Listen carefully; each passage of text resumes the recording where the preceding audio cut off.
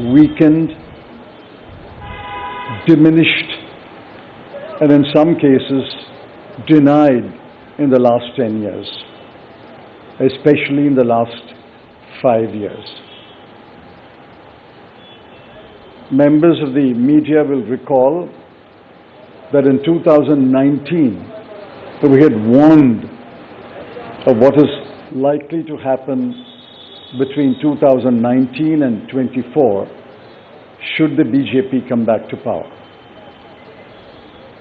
We were not soothsayers, but we were active workers on the ground who could sense what was happening in this country. I'm sorry to report that what we had predicted in 2019 has come to pass in 2024. We had said institutions will be diminished or captured. That has happened. We had said freedom will be restricted, and that has happened. We had said that the weaker sections of the people will be denied their rights and their privileges. That has happened. We had said that Parliament will be diminished. That has happened. We had said that we will inexorably move towards an autocracy. We are already described as an electoral autocracy by many, many thinkers of the world. That has happened. While we are unhappy that what we had predicted has happened, we have in this manifesto suggested bold measures to reverse the damage that has happened in the last 5 to 10 years. The overall theme of the Congress manifesto is 3 powerful words: work, wealth, and welfare. I shan't take long. I'll explain each word in one sentence. Work means we must create jobs. If anybody had any doubt, read the report of the ILO that was released 10 to 15 days ago. The government came up with a lame defense through the chief economic advisor, but the defense only made it worse. The ILO report shows that unemployment has assumed monstrous proportions in this country. Yesterday, the media carried a report that 30% of the outgoing class in the Indian Institutes of Technology, the premier institutions of our country, are unemployed. They have not been placed. Jobs, jobs, jobs is a cry everywhere in India. Work encapsulates that section on work.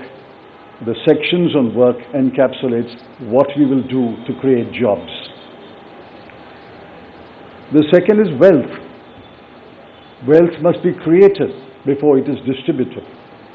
On the contrary, the 5 years of the Modi government shows that wages have been stagnant in this country. The average income of the bottom 50% has either remained stagnant or diminished or decreased for the bottom percentiles. We have to create wealth, and that can only be created by growth. The UPA government delivered 8.5% growth in its first term, 2004 to 2009. And over a 10-year period, Dr. Manmohan Singh's government delivered 7.5% growth. Even the futile attempt by the BJP government to revise the figures made it 6.7%. But over the last 10 years, the average growth is only 5.8, and if you count the year that ended on 31st March, given the inflated figures, it will still be 5.9. The difference between 7.5 and 5.9 may appear to be trivial, 1.6%, but it's not a trivial difference. It is a difference that makes between a moderately slowing economy and a robust economy. So the second broad theme is wealth. We have to create wealth, which means we must have investment, capital investment, private investment, government investment, and foreign investment. Once we create jobs and once we set in motion policies that will create wealth, this country will go back to the high growth path of the UPA governments. The third section, which addresses many aspects of justice, is welfare. So work, creating wealth, which results in welfare. The welfare of whom? I have always accused the BJP government, the Modi government, is a government of the rich, by the rich, and for the rich. This government is driven only by the interests of the top 1% of this country. But we have to look at the bottom 50%. The bottom of the pyramid, the bottom 50% is as important as those who are well off. And in the bottom 50%, as we go down the ladder, the bottom 20% are extremely poor. It has been estimated that 23 crore people are still poor in this country. UPA government lifted 24 crore people out of poverty. And we promise that if the Congress or a Congress-led government comes to power in 2024, we will lift 23 crore people out of poverty in the next 10 years. That's possible, it's doable, and I conclude by saying the Congress has done it before and we can do it again. I appeal to all of you to spread the message of this manifesto to the nook and corner of this country and ask the people to vote for the hand symbol and to vote for all our allied parties throughout this country. Thank you.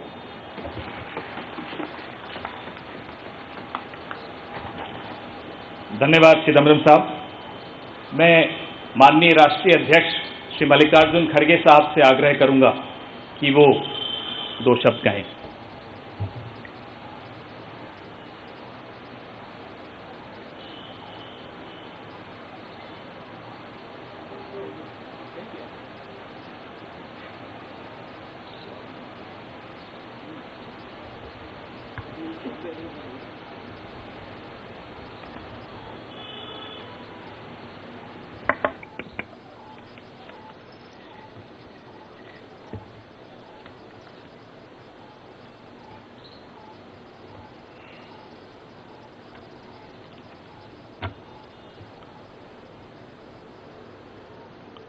आज हमारे कांग्रेस चुनाव घोषणा पत्र जारी करने के मौके पर कांग्रेस पार्टी के भूतपूर्व अध्यक्ष और हमारे चाहते नेता श्रीमती सोनिया गांधी जी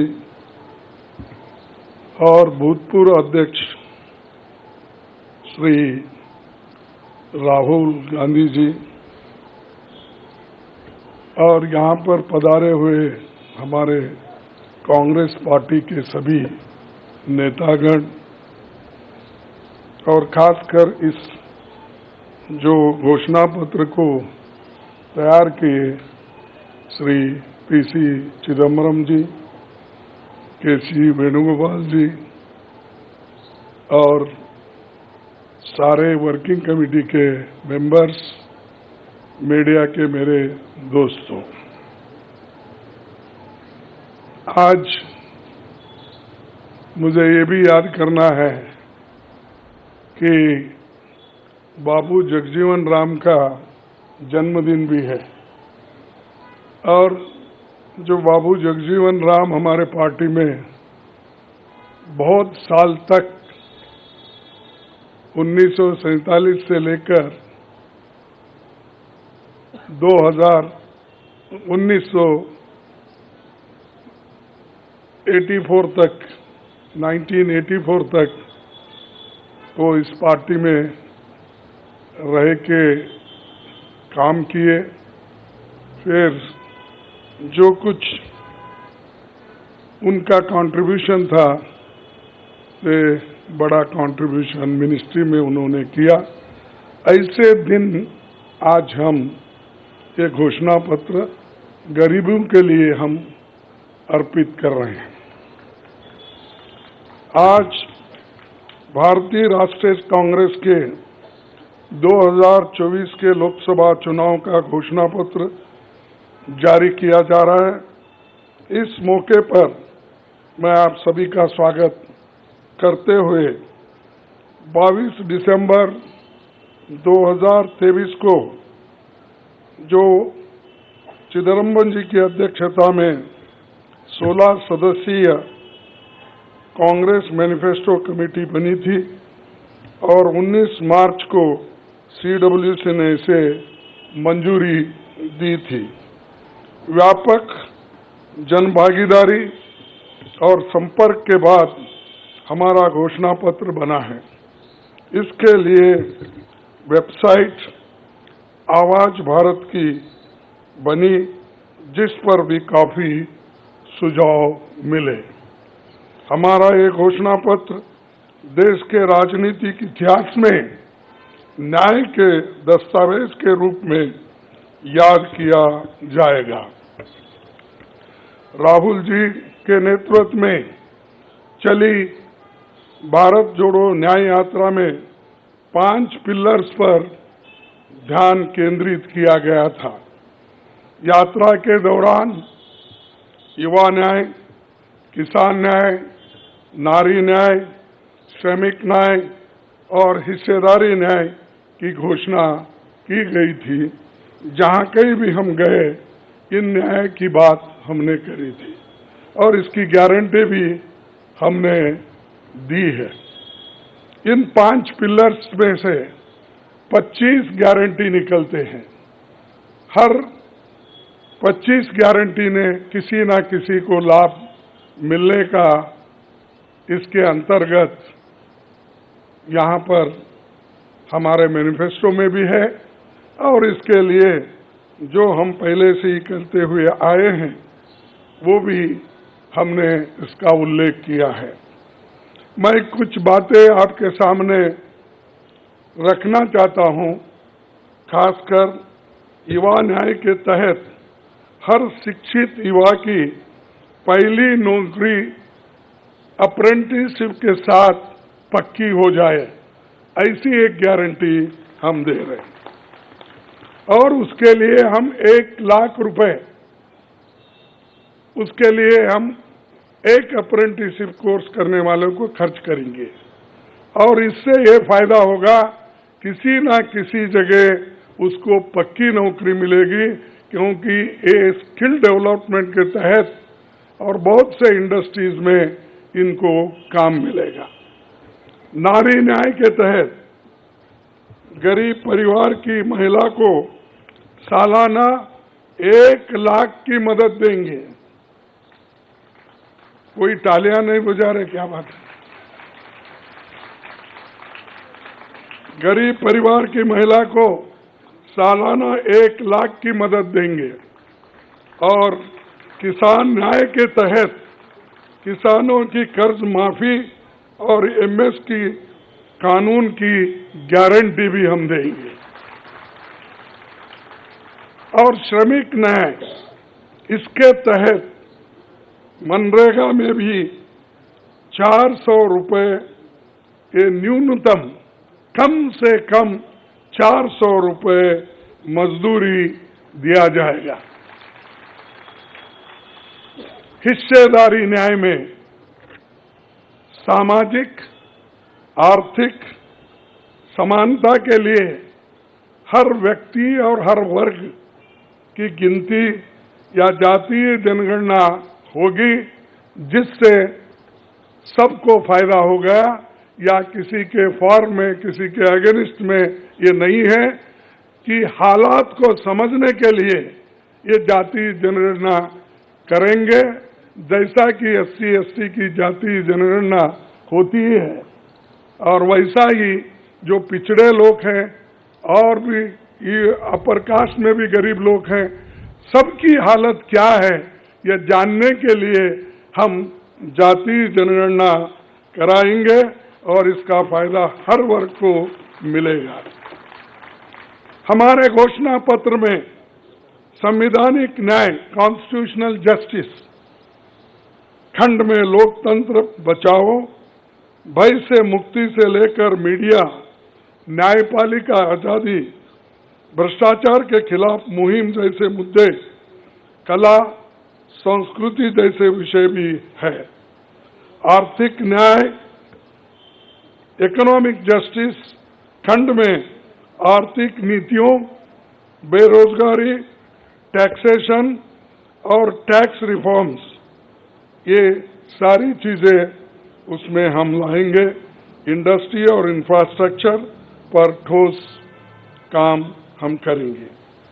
राज्य न्याय, जस्टिस फॉर द स्टेट्स में संघीय विकास, पूर्वोत्तर भारत पर रोशनी हम डाले हैं, और जहां कहीं भी फेडरल स्ट्रक्चर को धोखा होगा, हम उस वक्त अपनी आवाज उनके साथ भी उठाएंगे, और जब हमारी गवर्नमेंट आएगी तो उनको बराबरी का हिस्सा देंगे, और ताकि वो पैसे के लिए तरस न हो, चाहे वो ड्रॉट हो, फ्लड हो, डिसास्टर्स हो, इसके लिए नेचुरल डिसास्टर्स, इन सब के लिए फेडरल गवर्नमेंट को कानून के तहत जो मदद मिलना चाहिए वो हम जरूर उनको दिलाएंगे।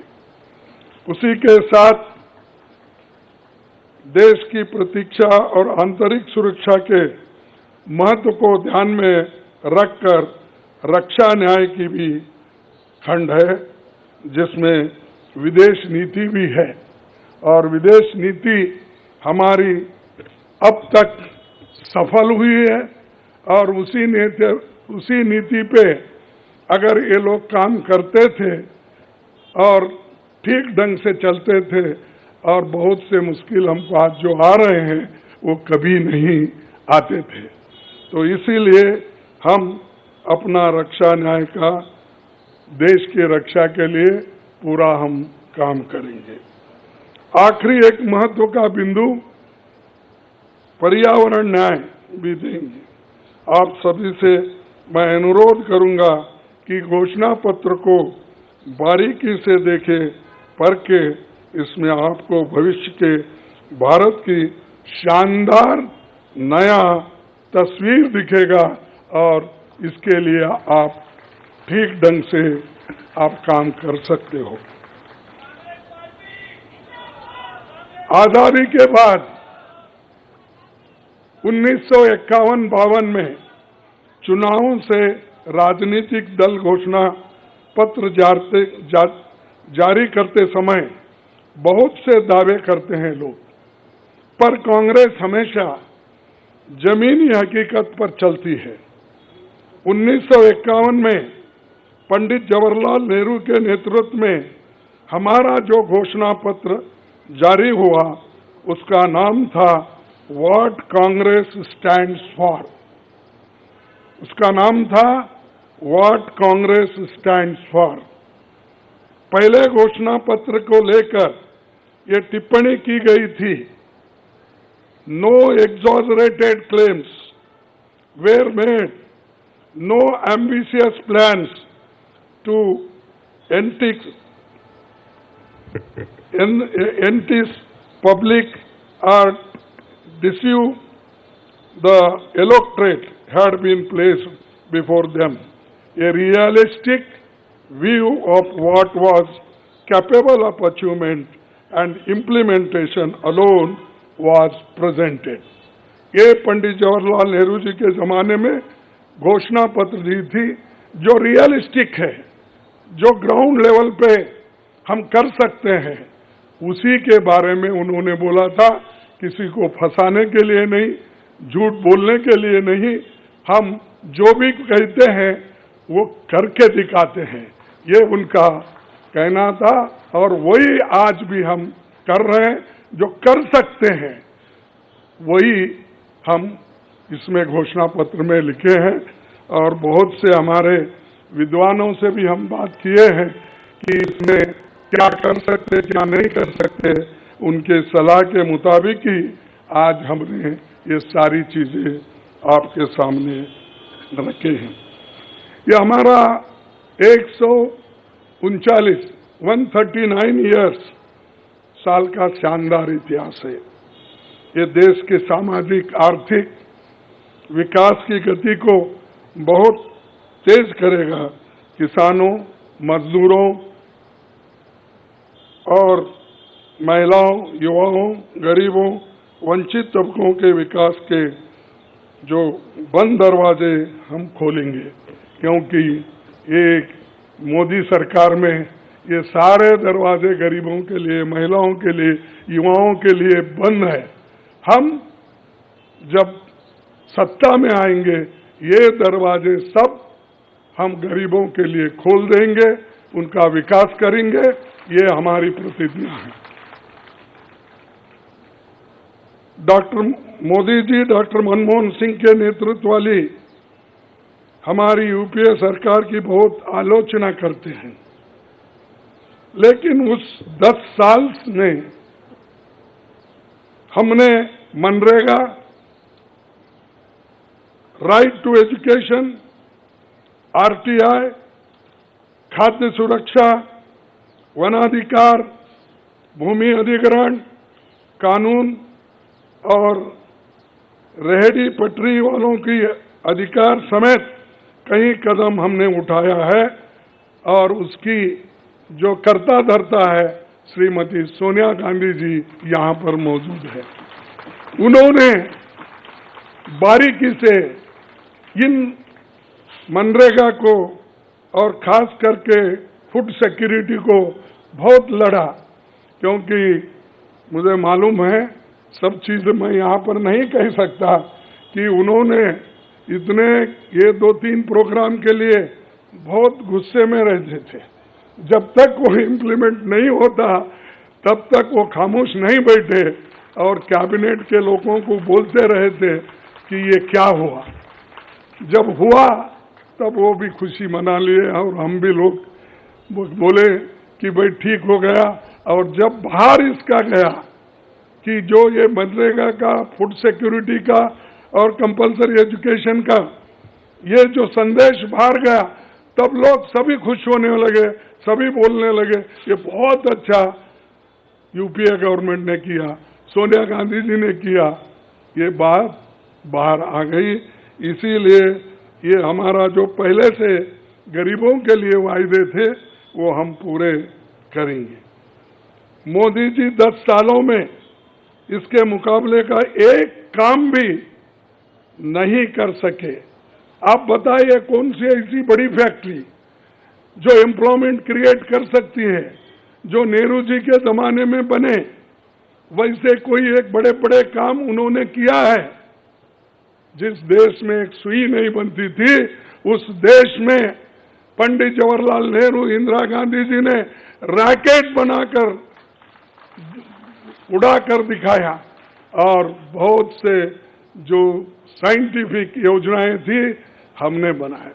अब मोदी जी के जमाने में तो गालियां देने का छोड़ के दूसरा तो मैं नहीं सुना। और उसके अगर कोई छुपे हुए काम है तो मेरे को बताओ, ताकि मैं भी उसकी प्रशंसा करूंगा। लेकिन आज हम गारंटी जो भी दे रहे हैं, हम चंद स्टेट में करके दिखाए हैं। हिमाचल में करके दिखाए हैं, कर्नाटक में करके दिखाए हैं, तेलंगाना में करके दिखाए हैं, जहाँ कहीं भी हमारी सरकार है। और राजस्थान में भी हमने कई नई चीजें की, वहां भी करके दिखाए। तो ये हम जो कहते हैं, मैं पहले ही कहा, वो हम करते हैं और हम डरते नहीं करने के लिए। हमारा कितना भी नुकसान हो, लेकिन गरीबों के लिए हम करते रहते हैं। ये हमारा पहले से कार्यक्रम है। और मैं चंद बातें इस मौके पर, थोड़ी देर हो गई तो क्षमा चाहता हूं, मैं चंद बातें आपके सामने रखना जरूरी समझता हूं। और आज क्या हो रहा है, विपक्षी नेताओं को जेल में बंद किया जा रहा है। चुनाव में सबको समान अवसर नहीं है और कई मुकदमे एक के ऊपर एक, छोटी छोटी, और हमारे पार्टी के ऊपर इतना बड़ा जुल्म किया कांग्रेस में, एक के ऊपर एक, छोटी छोटी, और हमारे पार्टी के ऊपर इतना बड़ा जुल्म किया और इतने हमारे को पेनल्टीज डाले। 3,567 करोड़ रुपए का हमारे ऊपर उन्होंने पेनल्टी डाली। क्या ये लेवल प्लेइंग ग्राउंड है?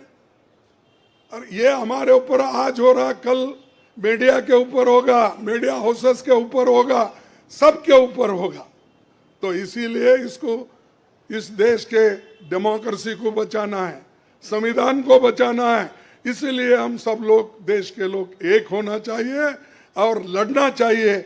और जो ऑटोक्रेटिक मोदी साहब है, उनको हटाना चाहिए। ये मेरा आपसे विनती है। जब तक आप ये काम नहीं करेंगे, तब तक हम सिर्फ बातों से नहीं होगा। आप लोग घर घर जाके, और हमारी गारंटी कार्ड जो है, इन गारंटी कार्डों को घर घर तक पहुंचाने का काम हमारे कार्यकर्ता करें। जब तक आप घर घर नहीं जाएंगे, वोटर से नहीं मिलेंगे, कुछ भी होने वाला नहीं है। सिर्फ स्लोगन से या मेरे भाषण से कुछ बदलाव होने वाला नहीं। बदलाव होगा तुम जनता से जब मिलेंगे, घर घर जाएंगे, महिलाओं से मिलेंगे, युवाओं से मिलेंगे, और जितने भी हमारे पेरेंट्स हैं, बड़े हैं, उनसे मिलके, किसानों से मिलके आप लोग काम करेंगे, तभी हम कुछ हासिल कर पाएंगे। तो इसीलिए मैं आपसे विनती करूंगा, ये काम हमारा आप करेंगे और इस ऑटोक्रेटिक सरकार को हटाने के लिए आप काम करते रहेंगे। अब बीजेपी का तो ऐसा है, चंदा दो धंधा लो, चंदा दो धंधा लो, कॉन्ट्रैक्ट लो, पैसे दो। तो उन्होंने काम किया और वो कहते हैं कि भ्रष्टाचार मिटाऊंगा। अरे भाई, 25 लोग हमारे बड़े बड़े नेताओं को आपने लिया और 25 नेताओं में 2 को तो पूरा एक्सोनरेट किया और 23 लोगों को फिर उनको भी एक्सोनरेट किया। अरे शाह साहब के वॉशिंग मशीन में इतने लोग जो भी जा रहे हैं, क्लीन होके आ रहे हैं, और भ्रष्ट लोग तुम्हारे साथ हैं, बदनाम हमको कर रहे हैं।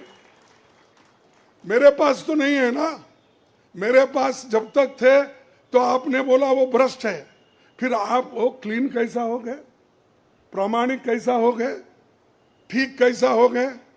तो ये खुद ही इधर डराते हैं, उधर सब चोरों को लेते हैं। तो ये मेरा कहना है। इसीलिए आप इस बात को सोचिए, और हम सालों से गरीबों की सेवा करते हुए आए हैं, आगे भी हम करते रहेंगे। और जितने भी उन्होंने काम किया, मैं यहाँ गिनता नहीं, क्योंकि रेलवे में क्या किया, इन्फ्लेशन का क्या किया, अनएम्प्लॉयमेंट का क्या किया, ये सारे अगर बोलते कहूँ तो आप भी थक जाएंगे। तो इसीलिए मैं ज़्यादा नहीं बोलता, आप सबको मालूम है, और हमारे पूरे इलेक्शन मैनिफेस्टो में वो चीज़ वहाँ पर है। इसीलिए आप तमाम को मैं धन्यवाद अर्पित करता हूं कि आप ऐसे वक्त जो हमको साथ दे रहे हैं, जिस वक्त लोग डर डर के चंद लोग भाग जा रहे हैं। वो डरने वाले कौन है? जो आदमी कुछ चोरी करता है वही डरता है। जो आदमी ठीक है, अपने उसूलों पे खड़ा है, उसको कोई नहीं डराता। अगर डराएगा तो भी वो उसूलों पे ठहरे हुए लोग डरेंगे नहीं। तो इसीलिए हम लोग डरने वाले नहीं। हमारे नेता श्रीमती सोनिया गांधी जी, राहुल गांधी जी, डर उनमें नहीं है और डर का नाम भी नहीं है। और डर ये शब्द उनके पास नजदीक आता नहीं। वो डर सिर्फ मोदी को है, क्योंकि वो हमारे लोगों को ले लेके 400 पार बोलते फिर रहा है। अरे मणिपुर जैसे एरिया में नहीं जा सके, देश में विदेश में 14 फेरियां लगाए, देश में इलेक्शन का प्रचार सरकारी फंड से किया गया, सरकारी वैन से किया गया, लेकिन मणिपुर वो देखे नहीं। क्यों नहीं गए भाई? आपकी तो 56 इंच की छाती है, आपको डर कुछ भी नहीं है।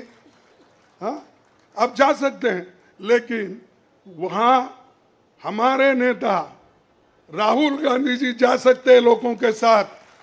आप क्यों नहीं जा सकते? क्योंकि आपको डर है, और डरने वाला आदमी देश की भलाई कभी नहीं करता। बाय चांस आया, अब आगे लोग उसको देखेंगे और आप भी मजबूती के साथ हमारे साथ खड़े होंगे। इतना ही कहते हुए मेरे 4 शब्द को समाप्त करता हूं। जय हिंद।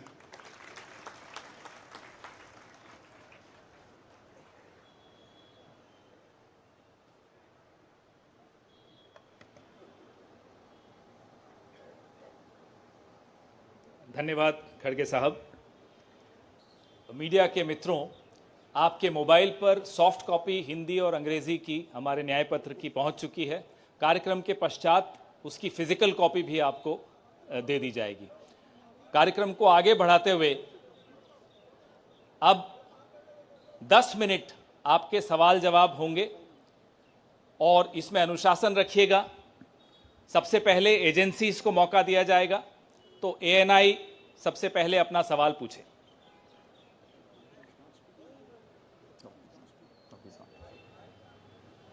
माइक दे दीजिएगा मीडिया के साथियों को।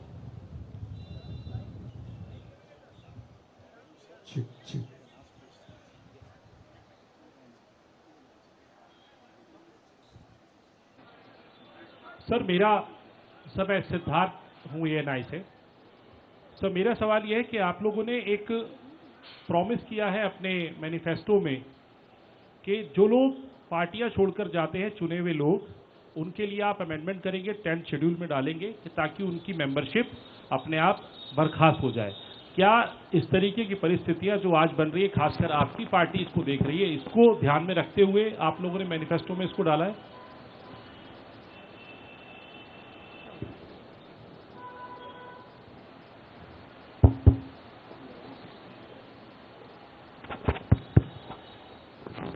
You are asking about the anti-defection law, which is now in the 10th schedule.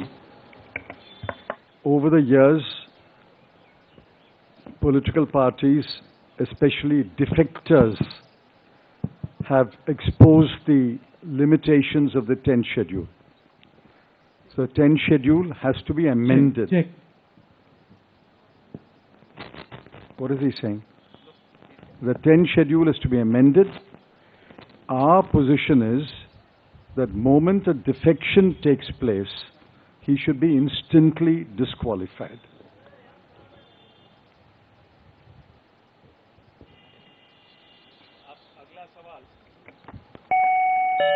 अगला सवाल PTI.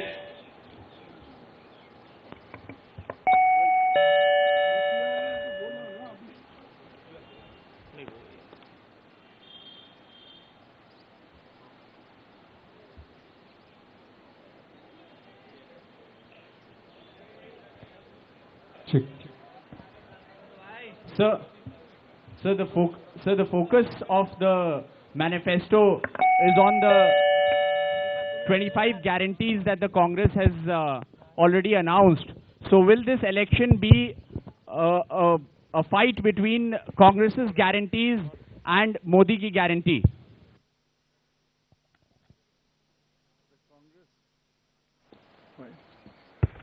The Congress guarantees are concrete guarantees.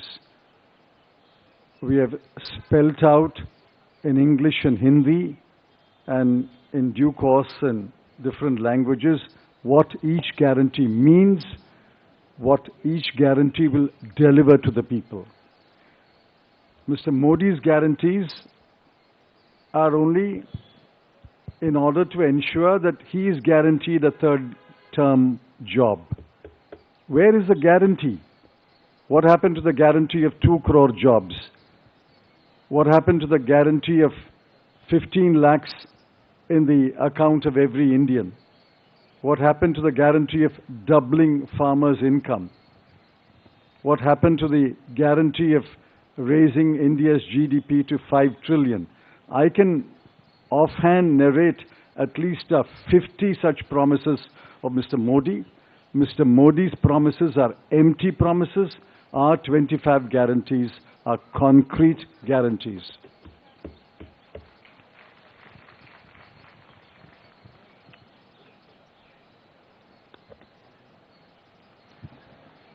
Good afternoon. I agree with what Mr. Chidambaram said. But this election is about those who are trying to destroy the Constitution and destroy democracy in this country versus those who are trying to protect the Constitution and protect democracy in this country. We do believe that it is very important, once this fight is won, that we look after the interests of the vast majority of our people, that India is not run for 2 or 3 large conglomerates, large businesses, that it is run for the vast majority of people, that we are not a nation of monopolies, we are a nation where there is fair competition among businesses. So I think it's important to understand that this election is a fundamentally different election.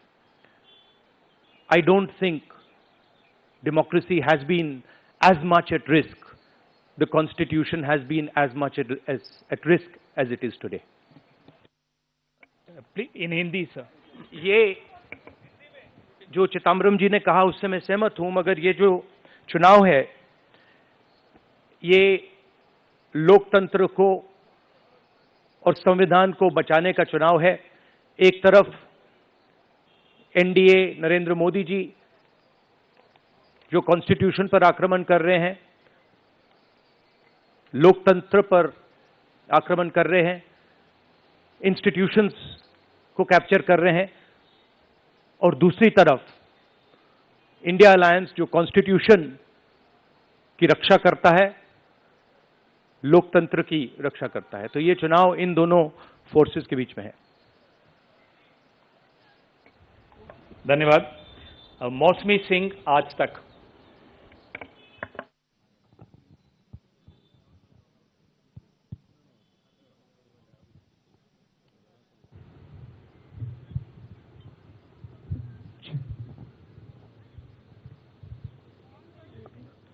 Rahul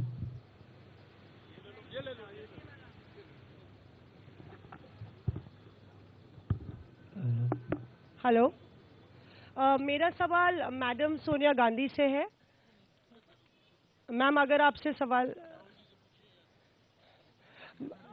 Rahul ji, आपने OPS को लेके लगातार जो है झंडा बुलंद किया है। तमाम सरकारें आपकी, उन्होंने ओपीएस का वादा किया था। चिदम्बरम साहब, you had promised OPS and in Himachal and Rajasthan you implemented OPS, but in the manifesto the OPS scheme is missing. So is there a reflects, is there a introspection that it's not viable economically? Is it that? It's not missing as such. It's very much on our minds. But please remember the developments that have taken place in the last 4 months. The government has appointed a committee headed by the Finance Secretary to review the NPS and the demand for OPS and to find a way in which the objectives of OPS can be financed by a funded pension scheme.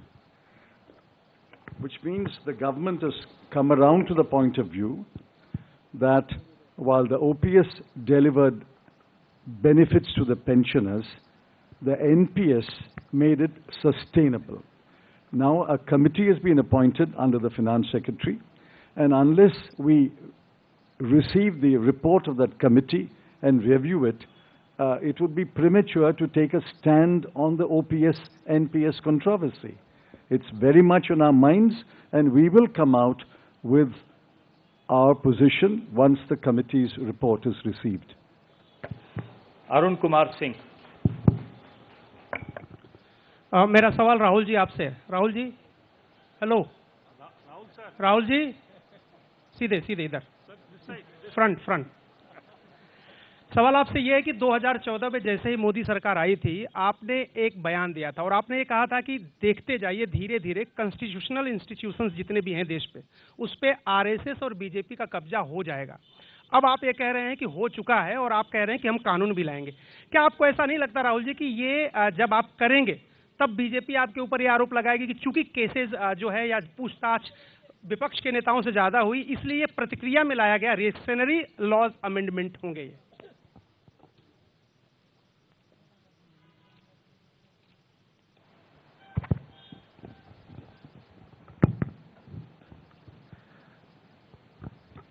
सबसे पहले ये समझना होगा कि हिंदुस्तान के राजनीतिक structure में हो क्या रहा है। आरएसएस ने और बीजेपी ने और खासतौर से नरेंद्र मोदी जी ने जो स्ट्रैटेजी बनाई है, उसका फाउंडेशन क्या है, उसकी नींव क्या है, सबसे पहले यह समझना है। नरेंद्र मोदी जी ने जैसे अदानी जी की मोनोपोली है पोर्ट्स पर, इंफ्रास्ट्रक्चर पर, डिफेंस में, वैसे नरेंद्र मोदी जी ने पॉलिटिकल फाइनेंस की मोनोपोली बनाई है। कैसे बनाई है? ED, CBI, income tax department का प्रयोग करके। अगर आप बॉन्ड स्कीम्स को देखें तो उसमें साफ दिख जाता है कि नरेंद्र मोदी जी ने, बीजेपी ने एक प्रकार से पॉलिटिकल फंडिंग एक्सटॉर्शन से, धमकी से, प्रेशर से बनाई है। खड़गे जी ने कहा जो भी भ्रष्ट हैं वो सब बीजेपी में जा रहे हैं। उसका कारण है क्योंकि नरेंद्र मोदी जी चाहते हैं कि पॉलिटिकल फाइनेंस की मोनोपोली उनके हाथों में हो। अब हमारे बैंक अकाउंट बंद कर दिए, हमारे पास ओरिजिनल रास्ता जो था वही हमारा रास्ता है। हम जनता के साथ जाकर मिलकर उनके लिए लड़ते हैं। ये जो मैनिफेस्टो बना है, ये मैनिफेस्टो कांग्रेस पार्टी ने नहीं बनाया है। ये मैनिफेस्टो हिंदुस्तान की जनता ने बनाया है। हमने सिर्फ इसको लिखा है, ठीक है। और हमने सिर्फ इसको लिखा है, जो किसानों ने हमें बताया, खारगे जी को बताया, मुझे बताया, बाकी नेताओं को बताया, वो हमने लिखा है। चाहे वो रोजगार की बात हो, चाहे वो कॉन्ट्रैक्ट लेबर की बात हो, हजारों लोगों से बात करके हमने ये हिंदुस्तान की आवाज है, ये लिखी है। मगर जो राजनीति में आज हो रहा है वो क्लियर है कि सब पार्टीज को नरेंद्र मोदी, ईडी, सीबीआई, इन इंस्टीट्यूशंस को कैप्चर करके फाइनेंशियली मोनोपोली बना रहे हैं अपनी। और चुनाव के बाद रियलिटी है कि ये जो फाइनेंशियल मोनोपोली बड़ी इंटरेस्टिंग चीज है, क्योंकि सारा इंफॉर्मेशन, सारा का सारा इंफॉर्मेशन, किससे एक्सटॉर्शन किया है, किसको कॉन्ट्रैक्ट दिया है, कॉन्ट्रैक्ट देने के बाद उसने कितना पैसा दिया है, वो पूरी ब्लूप्रिंट, पूरी की पूरी ब्लूप्रिंट इलेक्टोरल बॉन्ड्स में लिखी हुई है। तो नरेंद्र मोदी जी ने आज नहीं तो कल ऑपोजिशन को पूरी chargesheet, proof sheet electoral bonds के थ्रू पकड़ा दी है। तो इसीलिए थोड़ा टेरर हो रहा है उनको, इसीलिए नंबर निकला है 400 पार। इसलिए ये महाराष्ट्र में हमारे नेता ले जा रहे हैं, हरियाणा में सब जगह हमारे नेता ले जा रहे हैं, क्योंकि इनको लग रहा है कि भैया अगर 400 पार नहीं 180 हो गई, 160 हो गई, 140 हो गई तो नैया पार हो जाएगी। Thank you. आशीष सिंह।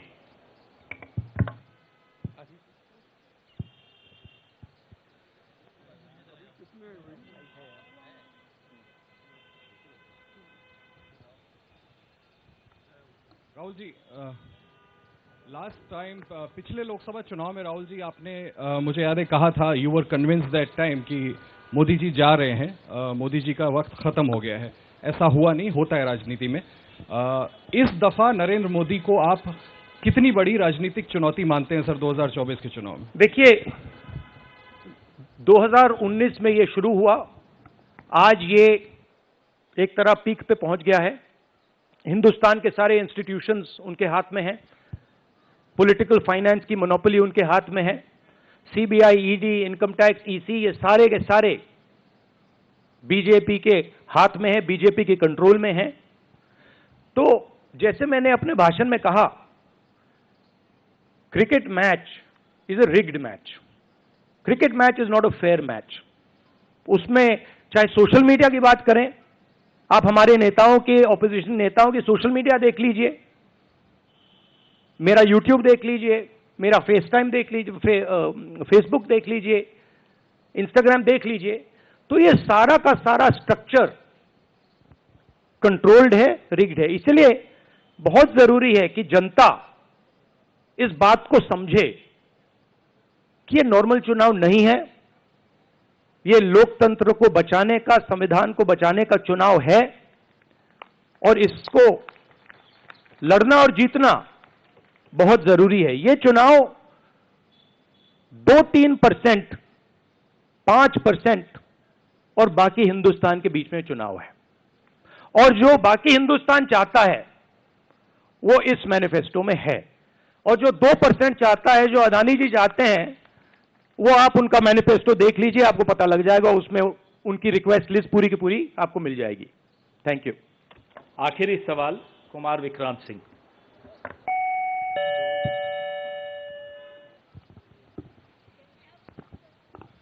राहुल जी, 2009 में आपको भी याद होगा, उस वक्त मैनिफेस्टो में 2 तस्वीरें थी, मनमोहन सिंह जी की और सोनिया गांधी जी की। पूछा गया था पीएम कैंडिडेट कौन होगा, सोनिया जी ने अपनी तस्वीर छुपा ली थी। आज 2 तस्वीरें हैं, राहुल गांधी जी की और खड़गे जी की। कोई तस्वीर छुपाएंगे, कोई दिखाएंगे? नहीं, ये आप बड़े डिस्ट्रैक्शन वाले क्वेश्चन पूछते हो। देखिए, इंडिया गठबंधन में डिसीजन लिया गया है कि हम मिलकर एक साथ आइडियोलॉजिकल चुनाव लड़ रहे हैं। चुनाव जीतने के बाद लीडर कौन होगा, प्राइम मिनिस्टर कौन होगा, वो पूरा का पूरा जो कोलिशन है वो मिलकर डिसाइड करेगा। Thank you. धन्यवाद। अब कार्यक्रम की समाप्ति से पहले श्री केसी वेणुगोपाल कल के कार्यक्रम के विषय में आपसे 2 शब्द कहेंगे। Dear friends, today we are already released the... Brother, he wants South media chance. इन्हें माइक दीजिए। जो This election already released the... Brother, he wants South media chance. इन्हें माइक दीजिए जो साउथ इंडिया से हमारे जो साथी हैं, और ये आखिरी सवाल होगा। चिक चिक।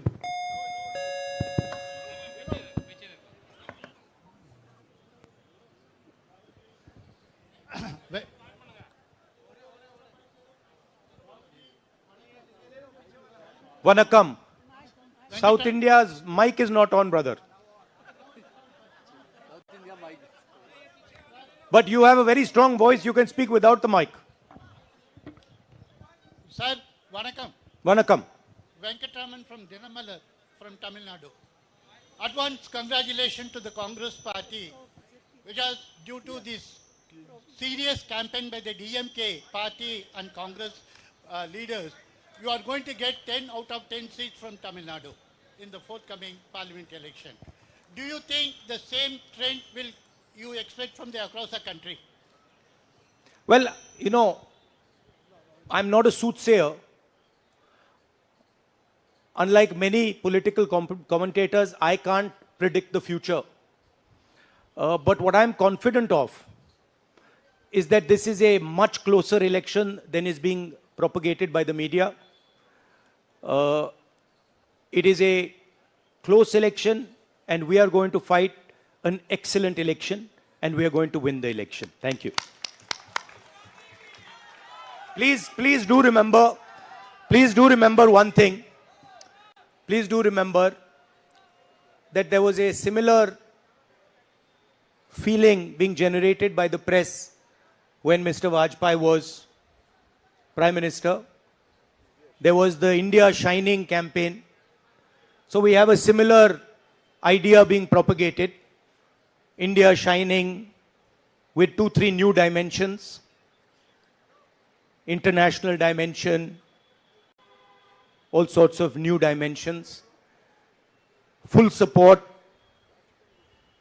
by the monopolists in the country. But do remember what happened to the India Shining campaign, and do remember who won that campaign. Thank you.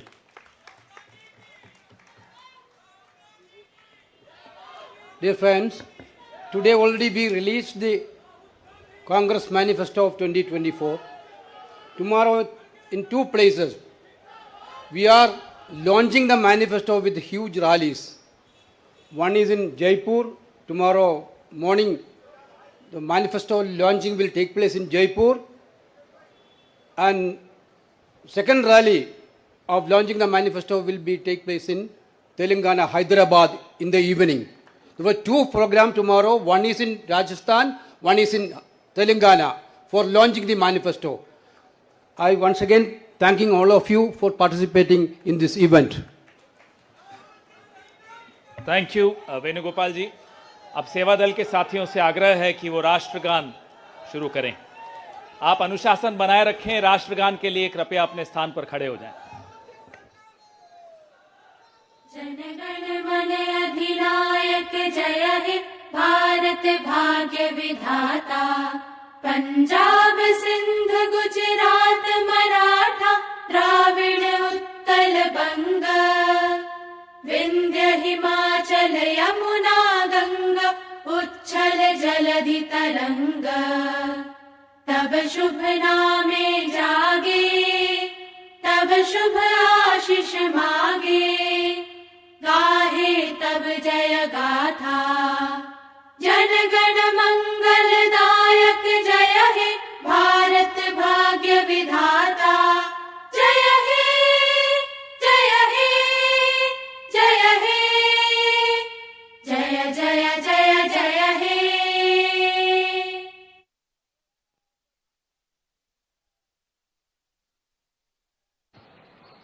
this election is about those who are trying to destroy the Constitution and destroy democracy in this country versus those who are trying to protect the Constitution and protect democracy in this country. We do believe that it is very important, once this fight is won, that we look after the interests of the vast majority of our people, that India is not run for 2 or 3 large conglomerates, large businesses, that it is run for the vast majority of people, that we are not a nation of monopolies, we are a nation where there is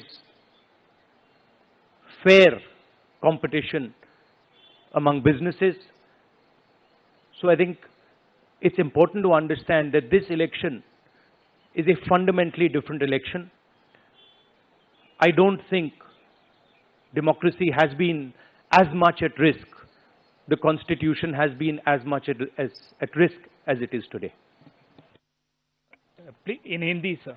ये जो चिदम्बरम जी ने कहा उससे मैं सहमत हूं, मगर ये जो चुनाव है ये लोकतंत्र को और संविधान को बचाने का चुनाव है। एक तरफ एनडीए नरेंद्र मोदी जी जो कॉन्स्टिट्यूशन पर आक्रमण कर रहे हैं, लोकतंत्र पर आक्रमण कर रहे हैं, इंस्टीट्यूशंस को कैप्चर कर रहे हैं, और दूसरी तरफ इंडिया अलायंस जो कॉन्स्टिट्यूशन की रक्षा करता है, लोकतंत्र की रक्षा करता है। तो ये चुनाव इन दोनों फोर्सेस के बीच में है।